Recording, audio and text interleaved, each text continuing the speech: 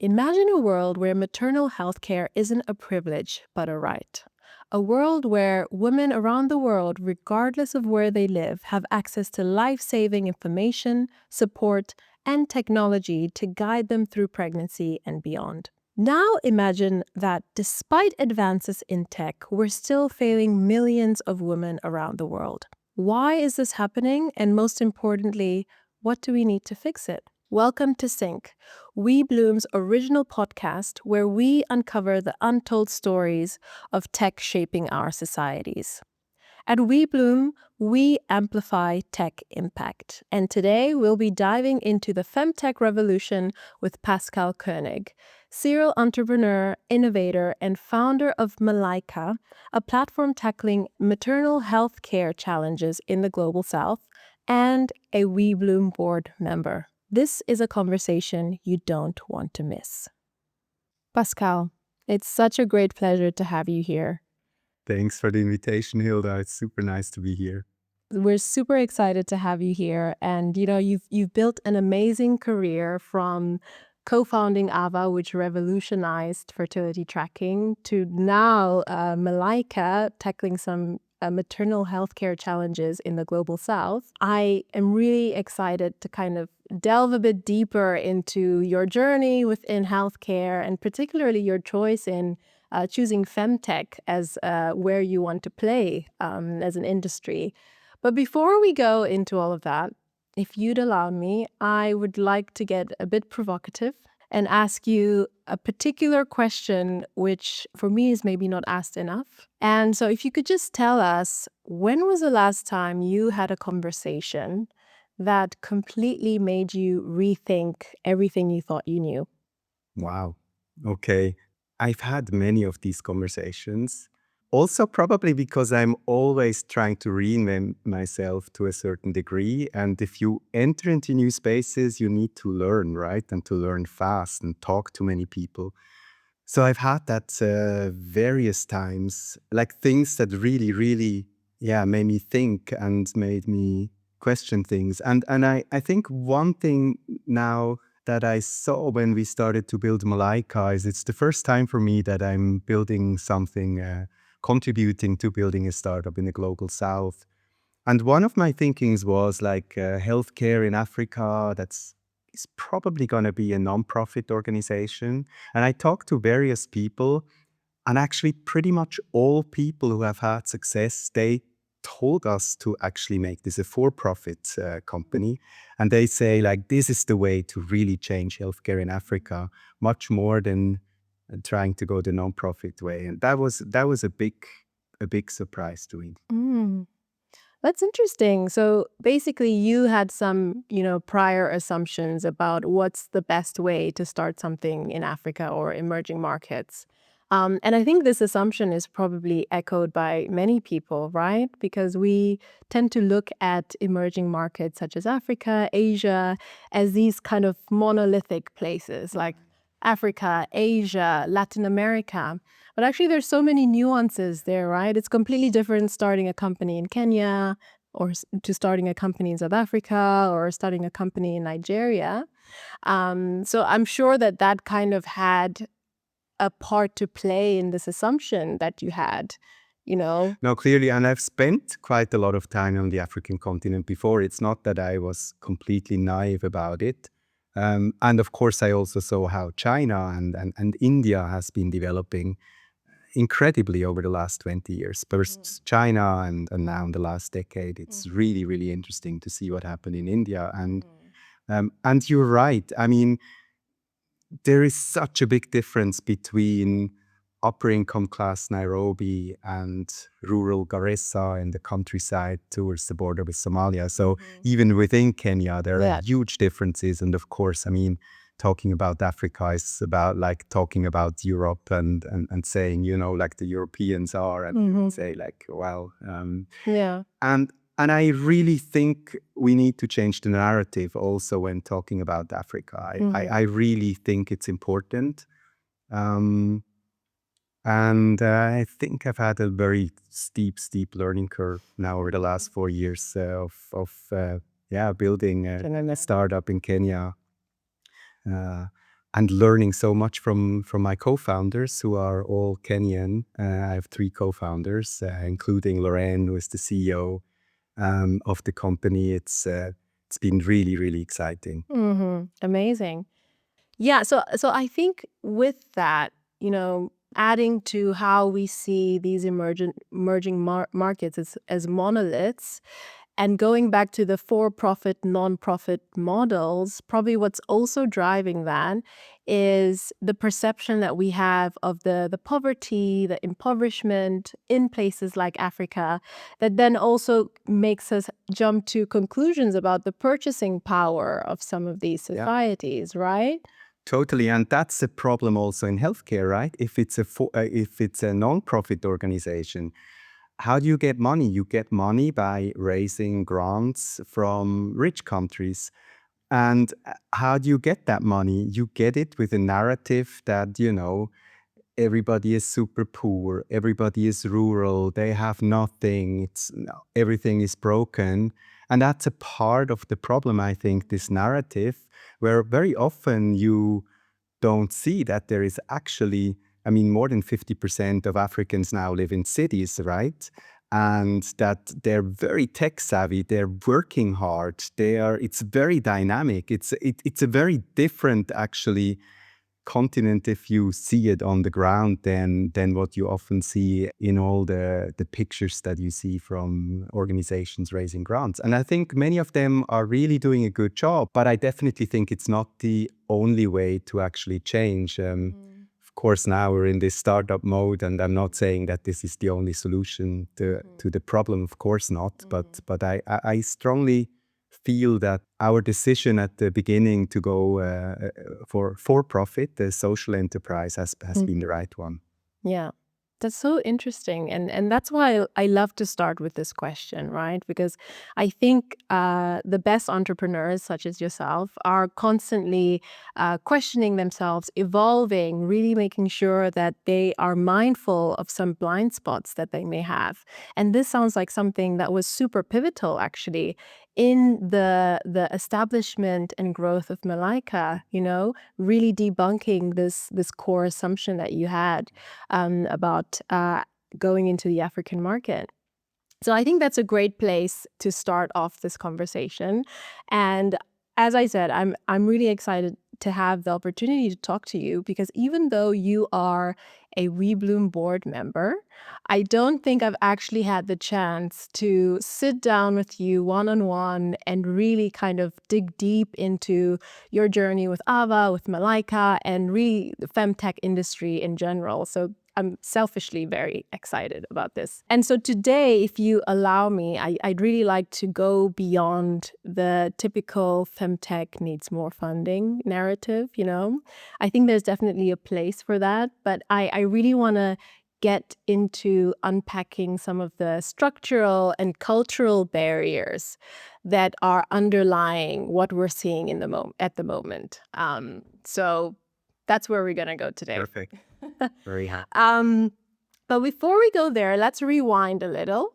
So again, selfishly taking the opportunity to understand really what was the moment, what was the experience for you that made you think, okay, maternal health care or women's health care is where I need to be. What was that moment? Yeah. So maybe just shortly how I even got into healthcare. So I'm an economist by training, started at McKinsey, and then really more looking at different industries. More by coincidence, I got into healthcare, and I really, really liked healthcare. And I had the opportunity to join as a first employee a digital health company in 2004, I think, like more than 20 years ago it was, and really saw the power of big data, of digital tools in healthcare. But that was in cardiology. So we did a system for open heart patients to better monitor them. And then I did a second startup a few years later, which was an emergency system for seniors, again, like with a lot of big data, sensors and stuff like that. And so I saw the power that these new technologies can actually have on healthcare. And my wife was not my wife at the time. My partner, she took the temperature method. So she tried to better understand our cycle, measure temperature every morning, and that's a method that has been done for more than 100 years, right? Like just looking, we know that just shortly after ovulation, your temperature go up, but there are so many issues with that, and it's really old school. It's not bad, but I was really convinced being around all these sensors that this could actually be done so much better. So that was my motivation to kind of bring together a team with people from different backgrounds and have a closer look at that. And jointly with the University Hospital of Zurich, we started to do some research and try to better understand that space and what is really happening with this temperature and whether we couldn't make that approach much, much more accurate. Wow. Yeah, it all comes back to our partners, doesn't it, in the end? Yeah, They have so much influence over us. absolutely. Okay, so this is something that has some personal resonance to you as well, right? Your partner was kind of, dealing with some of these technologies, and you clearly saw the gap there. Right. And And I mean, also, I mean, it's not just about myself and my partner. It was also the co-founders who were coming in, who played a big part of actually then developing the yeah. concept, which was the basis of Ava. Okay. And so what made you take that leap? Why is this space so under prioritized? Yeah, I mean, we've often thought about it. And like even thinking back, I mean, Switzerland 50 years ago, women could not vote. Like 50 years ago, on national level.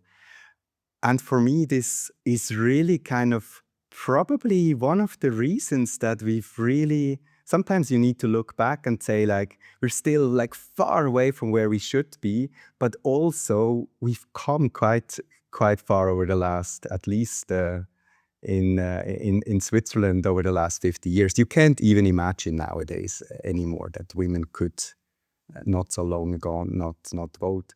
But of course, this kind of very much male-led world that we still live to a big part in now, it's probably getting better in many parts of the world, not everywhere, but in many parts, I think has led to men taking the decisions what scientists should be doing or where the budgets are allocated and how the policies are being done and how the economy works and all that stuff, right? And not surprisingly then, kind of women's health topics are just not on top of mind. Probably not even kind of because many didn't even realize, they've never heard of endometriosis and PCOS and menopause, right? It's just like you're not gonna need to explain that stuff to many women because their hormonal cycles, what happens in a pregnancy, all that stuff, right? I mean, you know, whereas men often have no clue about that stuff, right? And then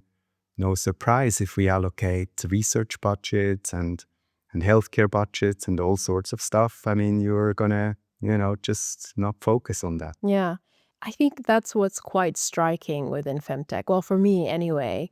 There seems to be a paradox that I just can't make sense of. There's a bit of a discrepancy because on the one hand, as you mentioned, yes, we have come a very long way, but we have at the moment this total addressable market. Over half of the population are women, right? So this is a total addressable market, which is underserved. But at the same time, we also have kind of this deprioritization of these needs, which strikes me as really, I'm not quite sure how to make sense of it, because I would imagine that any entrepreneur, we say in innovation, a challenge is an opportunity. And there's clearly a challenge here, clearly a market with all the women who have these needs, right?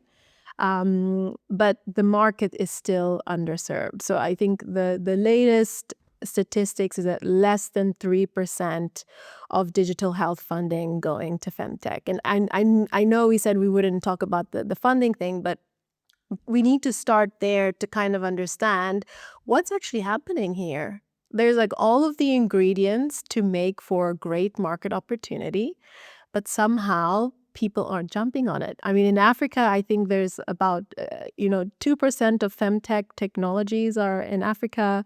North America has 55% of the femtech technologies. In Europe, I think it's 25%. So really, crazy numbers. Yeah. So how do we make sense of this, discrepancy between the market opportunity and the lack of market activity? Yeah.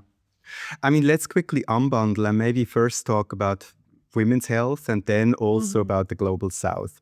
I think it's two separate topics and probably have some interconnections, but I really think in women's health a lot of stuff has improved. I mean, when we started fundraising with Ava in 2013, 2014, so more than 10 years ago, the discussions were really like it was just male investors in the room. I would say 99% of the time, almost always just male, and many like fertility and all that stuff, and then especially the female side of fertility, and they thought fertility is mostly the female side, not even knowing that actually the reason that you can't get pregnant is as often the guy's side as the female side. So there were so many kind of misconceptions and up to really kind of not being very interested in that topic. So it was really tough to find investors who got it and who believed in it. And I think that has really changed. Like when we did our Series B round 6 or 7 years later, I think it was really, really better. More female investors, and even the guys, they really started because there was a lot of stuff written and a lot of stuff like you're doing, right? That was really helpful. So I think we are moving into the right direction, but as you say, we're still at 3% and it should be much more. So we still have a long way to go. And I really think it's about communication, really. Stuff like that. Like let's talk about fertility. Let's talk about endometriosis. Let's talk about issues during pregnancy, right? Be it mental health issues, be it incontinence after the delivery of the baby, like stuff that happens often that most men have no clue. Let's talk about menopause, right? And I think that's actually in the best interest, not just for women, but also for the guys, right? Because if you understand what a woman goes through or may go through during menopause, that will probably also make you pause in some situations and kind of reconsider your own position. And so I really think it's a win-win and still a long way to go. And then if we talk about the other difference, which is probably even more striking, is like really the global burden of complications in healthcare and also in not only, but also in women's health is really in the global south, right? If you look at maternal mortality, for instance, if we compare sub-Saharan Africa to Europe, it's 100 times higher. 100 times, right? And there is literally no money in sub-Saharan Africa outside of some small grants, right? And I think the way to change that, maybe also in women's health, but is really with successful startups, with exits, with companies that start to really hire people who invest. It's not going to be some small, nice pilots. It's really scaling stuff. We need IPOs. We need late stage funding. Currently, there is about $2 billion VC money in the African continent, right? 2 billion, that's about half of what Switzerland has. And Switzerland, as we know, is tiny, right? So it's ridiculous, right? And there is a bit more grant money, but also like the problem is not going to be solved with grants. I'm really convinced, especially not in this time that we are now seeing with USA. It's kind of slashing budgets, and so it's the solution is not going to be grants, and it's I really think kind of innovation driven by startups, not only by startups, but can really make a big difference. And I really hope that a lot of stuff is happening here over the coming decades. So this is an interesting kind of key challenge that you're saying the industry is facing, that we need more exits to basically signal to the market and signal to the health value chain, that this is an investment that's worthwhile. So since we don't have that many exits, why is that? What could be the root cause of not having enough activity where there's clearly a market demand? Right. And it's a complex question. I think it's really multifaceted. But one of the things, like for instance, let's take the beauty industry, right? It's something relatively well understood. There are a lot of men in that industry as well. And there is a lot of companies just offering solutions. Whereas again, like women's health is poorly understood often. Let's talk about huge stuff like endometriosis. 10% of women in the reproductive age have endometriosis, right? Most people have, well, most people, but a big part of people have never heard of endometriosis. They don't know that this can make your life miserable, well, how much pain this can involve, how costly this is to the overall system at the end. It's strongly correlated with depression and all sorts of stuff, right? Infertility. So I think talking about these topics really will make a big difference also, that more companies are actually started, that people realize this is a huge issue and not just a few insiders in a small niche, but this should be bigger than pizza delivery, right? But the fact is that not much stuff is actually happening in these fields. There are few companies and we need a lot more. And I'm convinced that the markets are here, right? If you have good solutions for that, you can do massive exits. And then maybe there is another thing, that maybe that the guys often um, are really very focused about the financials, whereas maybe women who then enter that come more from the impact perspective and less from the financial only perspective. And that leads to a situation where you now have almost two companies to build. I often see that in sub-Saharan Africa, where if you want to make the biggest impact, you go rural, lowest income, right? If you're in for the money only and don't care about the impact, you're going to go middle, upper income, urban, right? Um, and so often you need to almost build two companies, right? One for the upper income, urban, and one for lower income, rural.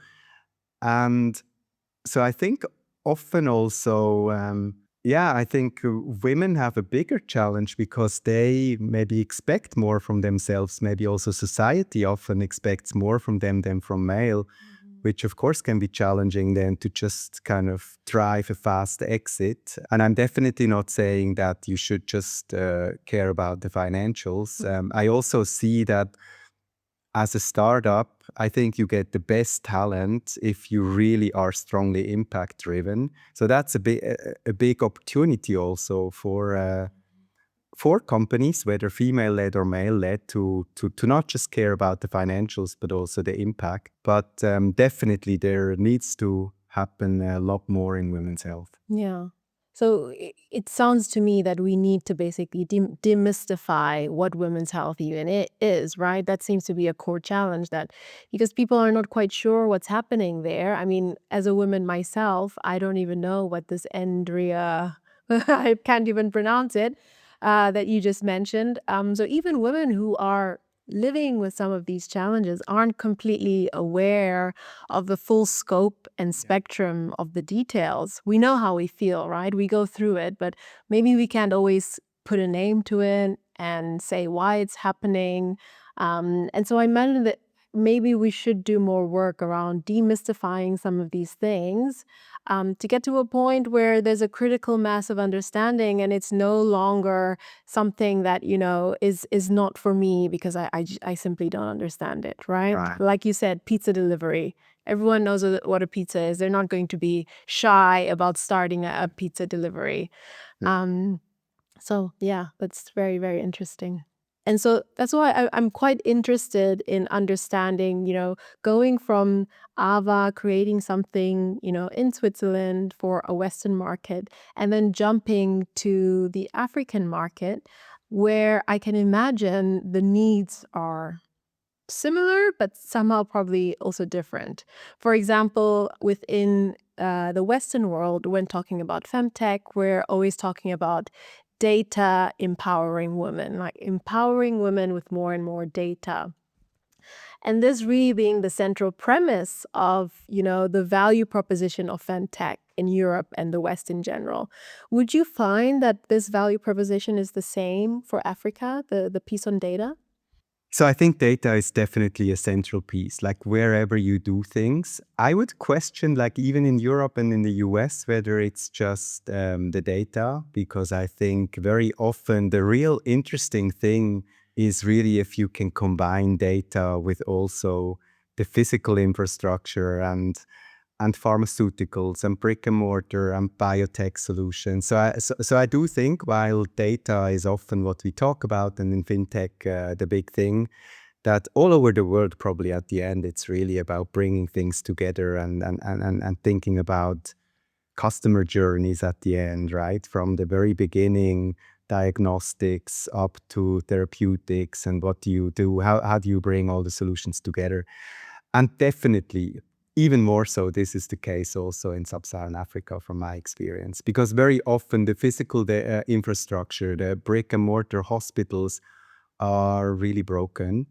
And so you can have probably the best digital tools. If you're not going to bring that somehow together with the brick and mortar infrastructure, I think you will just not have that much impact in most fields. Looking at pregnancy, what we work on now, of course, I mean, the delivery of the baby, which is really the magic moment, is not going to be digital, right? This will always be happening in a brick and mortar setting of some sorts. And so for us, what we also learned the hard way, that an online program and only focus on online and data is really not going to make the huge difference that we aspire. We really needed to bring that stuff together with in-person things. And so we've been iterating a lot over the last few years, and I think are kind of getting there. And maybe one last point I would make is really based on the fact that in sub-Saharan Africa, the brick and mortar infrastructure is often not so good. I think that's also a huge opportunity to actually really leapfrog progress and do things that would be much, much harder in the US or in Europe, where you have so many structures and so many interest groups and so many regulations that it's sometimes very, very hard even to change small things. And that is basically what happened in fintech. Like if you look at Kenya, where if you buy in rural Kenya a mango next to the road, you're going to pay with M-Pesa, right? And you've already done that 10 years ago. So they really, really advanced massively on the fintech side. And we very much hope so that this is happening also on the healthcare side. And we're doing progress towards that. Yeah. It's really amazing to see how some of these African markets are indeed leapfrogging these innovations and actually proving that they can go further than some Western countries, because they don't have this legacy infrastructure holding them back, right? Like you said. Well, also, I mean, it's not just sub-Saharan Africa. It's also, if you look at China, China in digital health is massively advanced, right? A lot of stuff is happening in India. So it's definitely not just wishful thinking. I really think that these emerging countries have a huge opportunity here. Yeah. I mean, it's clearly, to me, seeming like a huge untapped market, that there's boundless opportunities, a growing middle class, more and more urban centers. I'd be super curious to know, since founding Malaica, what are some of the peaks and troughs that you've experienced? So really great moments where you're like, oh, this is a very unique milestone that we've reached now, and maybe some key challenges that you faced that were very unique as well to this market. So one of the things we really learned is that the impact piece is probably less of a challenge than the financial piece. And let me elaborate on that. So if someone gives you $1 million and tells you improve the maternal health system in sub-Saharan country XYZ, right? You're going to do it, right? Because the system will be quite broken. There is so much opportunity to make things better, and so on. So I think the impact piece is not super difficult to crack. There is WHO guidelines telling you what you should be doing, when, and I mean, all the knowledge basically is there, right, to improve the system. But if someone gives you $1 million and tells you improve maternal health and make it economically feasible so that you can scale it after the million is used, right, then it becomes a very, very difficult challenge, right? And so we've really been iterating a lot on kind of making the economics work. So that is really, I think, the challenging thing. But once your unit economics start to make sense, I think even if it's tough to get there, but then you have an opportunity to massively scale that from we've now had a few thousand and we want to go to the millions. So I think the only way to go to the millions is that it somehow makes sense from a financial perspective also, not just, of course, the impact is crucial, but it's not enough. And yeah, I think it's so great that we have organizations or startups like Malaica who are kind of proving to be a somewhat success story, right? To signal to the market that look, there is opportunity, there is potential here in this underlooked and underserved area of the world. So I'm really glad that Well, we're still very early stage, so it's a very, very long way to go. No, absolutely. I mean, we're still very early stage, but the more I've now been working in that, the more I'm really convinced we have a huge opportunity to, yeah, to make this successful and to scale. And it is so motivating and nice, I think, for the entire team to see that we can actually have massive impact, improve the status quo, but also make this financially viable, Yeah. and not just be dependent on USAID or Gates Foundation or whoever. And if they, for whatever reason, at some point decide to stop, that the whole organization crumbles. Amazing. So we're actually nearing the end. I could talk to you about this really for hours and hours, and I think maybe we need a part two where we maybe go deeper into what are some of these needs that you mentioned, like the offerings for menopause, for period, and those sorts of more granular, detailed topics. So for sure, I'm going to circle back for a part two. But I think before we let you go, I want to ask you if there was one thing that you wanted to give to the audience, maybe based on a preconceived assumptions about femtech or femtech in Africa. What would that be? What's something that our audience should know and maybe didn't know before? Yeah, I think most people would agree that from an ethical perspective, we really need to step up our game in women's health. I think most people would agree. But I think what is really also clear is that this is a huge market opportunity. And actually, women are taking the healthcare decisions on a household level, right? It's not just that women are the majority of the world with whatever, 51%. It's also that they take many of the health decisions. So investing into women's health and also touching their lives immediately with stuff like that is going to have a massive impact also economically. So I do think that it's the right thing to invest into women's health from an ethical perspective, but it's definitely also a good investment strategy to keep focusing on that and do more in the future. Mm, amazing. So what's next for Malaica? What's exciting you? What's keeping you up at night? What can we expect? Yeah. So what we want to do is reach millions of women and make this pregnancy journey affordable and also safe for millions of women. I mentioned that maternal mortality is 100 times higher in sub-Saharan Africa than it is in Europe. And that is really something we can change. I'm not sure whether we bring it to the level of Europe in the short term, but I'm definitely convinced that we can make this so much better. So we're really thinking day and night how can we improve our solution, how can we scale it. It's now mostly in Kenya. We still have a long way to go in Kenya. I mentioned we now have had a few thousand women. There are 2 million babies per year in Kenya alone. So we're just touching less than 1% of them now. So there's still a long way to go.